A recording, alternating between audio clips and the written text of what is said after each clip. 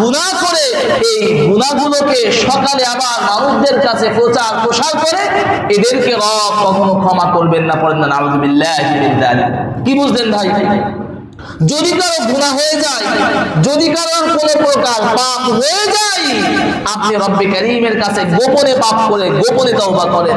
রব বলতেছে রাতের আধারে যদি কোনো আপনি গুনাহ করেন, রব্বে কারীম দয়া দিয়ে মায়া দিয়ে সেই গুনাহকে রব্বে কারীমের রহমতের চাদর দ্বারা সেটাকে ঢেকে দিয়েছিল।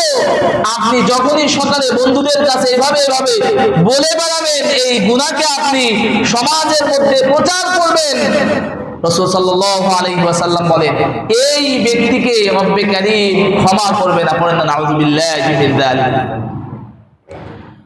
নবীজি সাল্লাল্লাহু আলাইহি ওয়াসাল্লাম হাদিসের মধ্যে বলেন কিয়ামতের ময়দানে রব্বে কারীম কিছু গুনাহগারদেরকে পর্দার আড়ালে তাদেরকে জিজ্ঞেস করবেন, আতারিফু যামবা কাযা ওয়া কাযা, তোমরা কি এই পাপগুলো করেছিলে দুনিয়ার জমিনে? তখন ওই পাপিষ্ঠ ব্যক্তিরা রব্বে কারীমের কাছে এভাবেই বলতে থাকবে যে আল্লাহ স্বীকার করে নেবে তাদের পাপগুলোকে।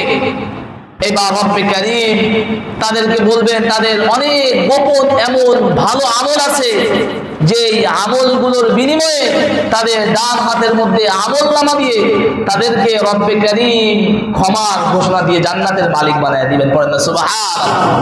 এই জন্য প্রিয় বন্ধুরা আমার, পাপ যদি হয়ে যায় সেই পাপগুলোকে ঢেকে রাখার চেষ্টা করা, এই পাপগুলোকে গোপন রাখার চেষ্টা করা, এই পাপগুলোকে মানুষের কাছে বলে না বেড়ানো।